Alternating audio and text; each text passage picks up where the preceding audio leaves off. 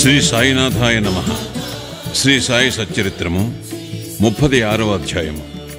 ఇద్దరు గోవా పెద్ద మనుషులు, షోలాపూర్ నివాసియగు ఔరంగాబాద్కర్ భార్య వింత కథలు. ఇద్దరు పెద్ద మనుషులు. ఒకనాడు గోవా నుండి ఇద్దరు పెద్ద మనుషులు బాబా దర్శనమునకై వచ్చి బాబా పాదములకు సాష్టాంగముగా నమస్కరించారు.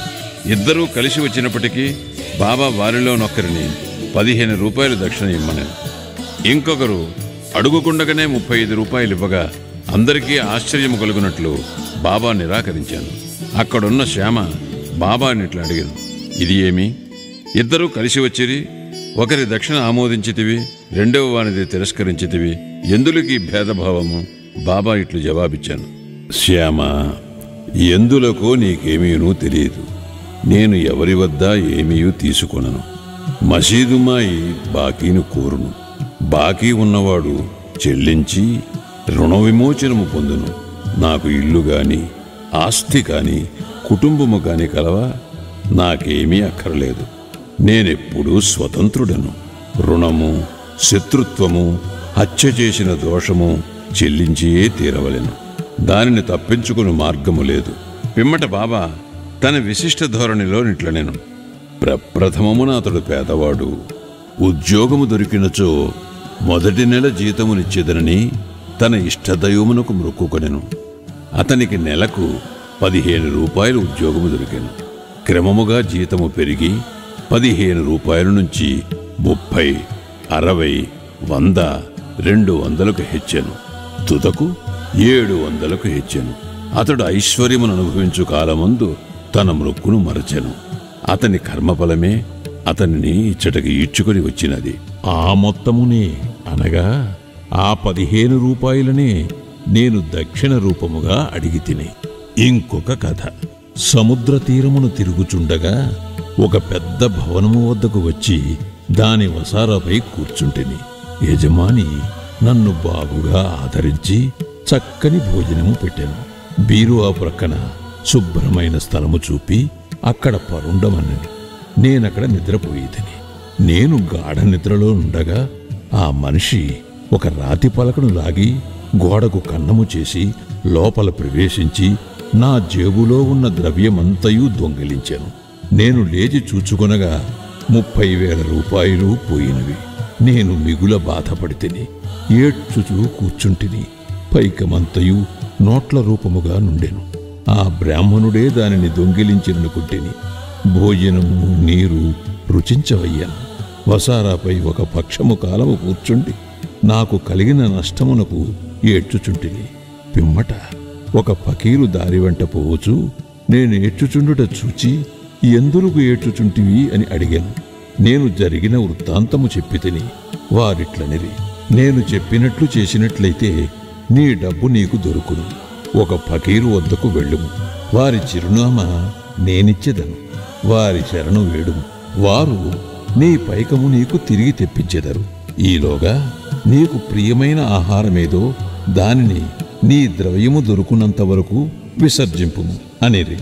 నేను ఫకీరు చెప్పినట్లు నడుచుకుంటుని. నా పైకము నాకు చిక్కినది. నేను వాడాను విడిచి సముద్రపుటొడ్డునకు పోయి తిని. అక్కడొక స్టీమర్ ఉండెను. దానిలో జనులు ఎక్కువగా ఉండుటచే లోపల ప్రవేశించలేకపోయి తిని.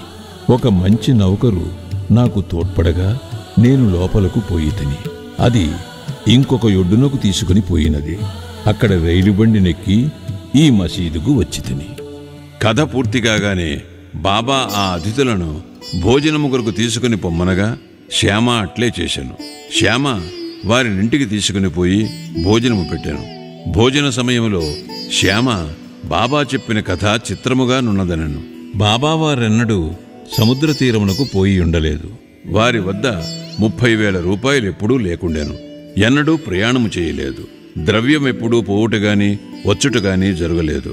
కాన దాని భావము తమకేమైనా తెలిసినదా అని వారిని అడిగాను. అతిథుల మనస్సులు కరిగాను. వారు కండ్ల తడిపెట్టుకునిరి.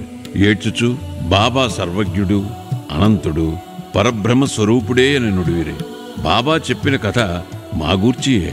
వారు చెప్పినదంతయు మా విషయమే. వారికి ఎట్లు తెలిసినో అనున్నది గొప్ప చిత్రము. భోజనమైన తరువాత పూర్తి వివరములను చెప్పేదమనిది. భోజనమైన పిమ్మట తాంబూలము వేసుకొనుచు అతిథులు వారి కథలను చెప్పతొడంగిరి. అందులోనొకరు ఇట్లు చెప్పిరి: లోయలో ఉన్న ఊరు మా స్వగ్రామము. జీవనోపాధికై నేను ఉద్యోగము సంపాదించ గోవా వెళ్ళితిని. నాకు ఉద్యోగము లభించినచో నా మొదటి నెల జీతమునిచ్చేదనని దత్తదేవునికి మొక్కుకొంటిని. వారి దయవల్ల నాకు 15 రూపాయల ఉద్యోగము దొరికాను. నాకు క్రమముగా జీతము బాబా చెప్పిన ప్రకారము 700 రూపాయల వరకు హెచ్చినది. నా మొక్కును నేను మరచితిని. దానిని బాబా ఈ విధముగా జ్ఞప్తికి తెచ్చి నా వద్ద 15 రూపాయలు తీసుకున్నది. అది దక్షిణ కాదు, అది పాత బాకీ. తీర్చుకొనక మరిచిన మొక్కును చెల్లించుట నీతి. బాబా ఎన్నడూ డబ్బు భిక్షమెత్తలేదు. సరికదా, తమ భక్తులు కూడా భిక్షమెత్తుకొనుటకు ఒప్పుకొనలేదు. వారు ధనమును ప్రమాదకారిగాను పరమును సాధించుటకు అడ్డుగాను భావించువారు. భక్తులు దాని చేతులలో చిక్కకుండా కాపాడేవారు. ఈ విషయమున భక్త మహల్సాపతి ఒక నిదర్శనము. ఆయన మిక్కిలి పేదవాడు. అతనికి భోజన వసతి కూడా జరుగుబాటు లేకుండెను. అయినను అతడు ద్రవ్యము సంపాదించుటకు బాబా అనుమతించలేదు. దక్షిణలో నుండి కూడా ఏమీయూ ఇయ్యలేదు. ఒకనాడు ఉదారవర్తకుడైన హంసరాజు అను బాబా భక్తుడొకడు చాలా ద్రవ్యమును బాబా సముఖమున మహల్సాపతికిచ్చాను. కాని బాబా దానిని పుచ్చుకొనుటకు అనుమతించలేదు. పిమ్మట రెండవ అతిథి తన కథనిట్లు ప్రారంభించాను. నా బ్రాహ్మణ వంట మనిషి నా వద్ద 35 సంవత్సరముల నుండి నౌకరీ చేయుచుండినను దురదృష్టమున వాడు చెడు మార్గములో పడెను. వాడి మనస్సు మారిపోయాను. వాడు నా ద్రవ్యమునంతయూ దొంగిలించాను. రాతి పలకను తొలగించి ధనము దాచిన భోషాణమున్న గదిలో ప్రవేశించి నా ఆస్తి సర్వమును అనగా 30,000 రూపాయల కరెన్సీని దొంగిలించి పారిపోయాను. బాబా సరిగా ఆ మొత్తమనే ఎట్లు చెప్పగలిగానో నాకు తెలియదు. రాత్రింబవళ్ళు ఏడ్చుచూ కూర్చుంటిని.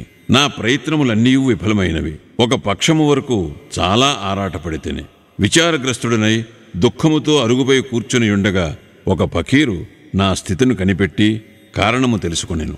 నేను వివరములన్నీ తెలిపితిని. అతడు షిరిడీ సాయి అను ఔలియా ఉన్నారు, వారికి మొక్కుము, నీకు ప్రియమైన ఆహారమును విడువుము, నీ మనస్సులో వారి దర్శనము చేయు వరకు నీకు ప్రియమైన ఆహారమును తిననని మొక్కుకొనుము అనెను. నేనట్టులే, బాబా, నా ద్రవ్యము దొరికిన పిమ్మట మీ దర్శనము చేసిన పిమ్మట నేను అన్నము తినదెను అని మొక్కుకుంటిని. దీని తరువాత 15 దినములు గడిచెను. బ్రాహ్మణుడు తనంతట తానే నా డబ్బును నాకిచ్చాను. నా శరణు వేడెను. వాడిట్లనియను, నేను పిచ్చి ఎత్తి ఇట్లు చేసినాను.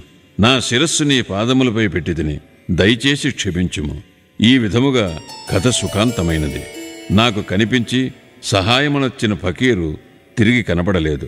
ఫకీరు చెప్పిన షిరిడీ సాయిబాబాను చూచుటకు ఎంతో గాఢమైన కోరిక కలిగినది. మా ఇంటికంత దూరము వచ్చిన వారు షిరిడీ సాయిబాబాయే అని నా నమ్మకము. ఎవరైతే నాకు కనబడి నా ద్రవ్యమును తిరిగి తెప్పించిరో అట్టివారు 35 రూపాయల కొరకు పేరాశ చూపెదరా. దీనికి వ్యతిరేకముగా మా వద్ద నుంచి ఏమీ ఆశించక ఎల్లప్పుడూ తమ చేతనైనంత వరకు బాబా మమ్ములను ఆధ్యాత్మిక మార్గమున నడిపింతురు. దొంగిలించిన నా ద్రవ్యము దొరికిన వెంటనే మిక్కిలి సంతసించి మైమరచి నా మొక్కును మరచితిని. ఒకనాటి రాత్రి నేను కొలాబాలోనున్నప్పుడు బాబాను స్వప్నములో చూచితిని. షిరిడీకి పోవాలన్న సంగతి అప్పుడు జ్ఞప్తికి వచ్చాను. నేను గోవా వెళ్ళితిని. అక్కడి నుండి స్టీమర్ మీద బొంబాయి వెళ్ళి అటు నుండి షిరిడీకి పోవ నిశ్చయించితిని. నేను హార్బర్ వద్దకు పోగా స్టీమరులో జాగా లేకుండాను. కెప్టెన్ ఒప్పుకొనలేదు. కానీ నాకు పరిచయములైన నౌకరొకడు చెప్పగా ఒప్పుకొని నన్ను స్టీమర్లో బొంబాయికి తీసుకుని వచ్చాను. అక్కడి నుండి ఇక్కడికి రైలులో వచ్చితిని. కాబట్టి బాబా సర్వజ్ఞుడు, సర్వాంతర్యామి. మేమెక్కడా, మా ఇల్లెక్కడా, మా అదృష్టమేమని చెప్పగలను? బాబా మా ద్రవ్యమును తిరిగి రాబట్టాను, ఇక్కడికి లాగుకొని వచ్చాను. షిరిడీ జనులారా, మీరు మాకంటే పుణ్యాత్ములు, మాకంటే అదృష్టవంతులు. ఏలనా బాబా మీతో ఆడి నవ్వి మాట్లాడి ఎన్నో సంవత్సరములు మీతో నివసించాను. మీ పుణ్యమనంతము. ఎందుకనగా అది బాబాను షిరిడీకి లాగాను. సాయియే మన దత్తుడు. వారే మొక్కుకొమ్మని నన్ను ఆజ్ఞాపించిరి. స్టీమరులో జాగా ఇప్పించిరి. నన్ను చెట్టుకి తెచ్చిరి. ఇట్లు వారి సర్వజ్ఞత్వమును సర్వశక్తిమత్వమును నిరూపించిరి. ఔరంగాబాద్కర్ భార్య. షోలాపూర్ నివాసియగు సఖారాం ఔరంగాబాద్కర్ భార్యకు 27 సంవత్సరములైనను సంతానము కలుగలేదు. ఆమె అనేక దేవతలకు మొక్కులు మొక్కెను. కానీ నిష్ప్రయోజనమయ్యాను. తుదకు నిరాశ చెందాను. ఈ విషయమై చివరి ప్రయత్నము చేయ నిశ్చయించుకుని తన సవతి కొడుకకు విశ్వనాథునితో షిరిడీకి వచ్చాను. అతడ బాబా సేవ చేయొచ్చు 2 నెలలు గడిపాను. ఆమె ఎప్పుడు మసీదుకు పోయినను అది భక్తులచే నిండియుండెడిది. బాబా చుట్టూ భక్తమండలి మూగియుండువారు. బాబాను ఒంటరిగా చూచి వారి పాదములపై పడి తన మనస్సును విప్పి చెప్పి తనకొక సంతానము కావాలనని కోరుకునుటకై తగిన అవకాశమునకై ఆమె కనిపెట్టుకుని ఉండెను. తుట్టతుతకు శ్యామాకి ఈ సంగతి చెప్పి బాబా ఒంటరిగానున్నప్పుడు తన విషయములో జోక్యము కలుగు చేసుకునమనెను. శ్యామ బాబా దర్బార్ ఎల్లప్పుడూ తెరిచియుండననియు అయినను ఆమె గూర్చి ప్రయత్నించదననియు సాయి ప్రభువు ఆశీర్వదించవచ్చుననియు చెప్పాను. బాబా భోజన సమయమున మసీదు వాకిలిలో కొబ్బరికాయ అగరవత్తులతో సిద్ధముగా నుండమనియు తాను సైగ చేయగానే మసీదుపైకి రావాలననియు చెప్పాను. ఒకనాడు శ్యామ మధ్యాహ్న భోజనానంతరము బాబా చేతులు తువ్వాలతో తుడుచుచుండగా బాబా శ్యామ బుగ్గను గిల్లెను. శ్యామ కోపగించి, దేవా, నా బుగ్గను గిల్లుట నీకు తగునా? మా బుగ్గలు గిల్లునట్టి పెంకిదేవుడు మాకక్కర్లేదు. మేము నీపై ఆధారపడి ఉన్నామా? ఇదేనా మన సాన్నిహిత్య ఫలితము అనెను.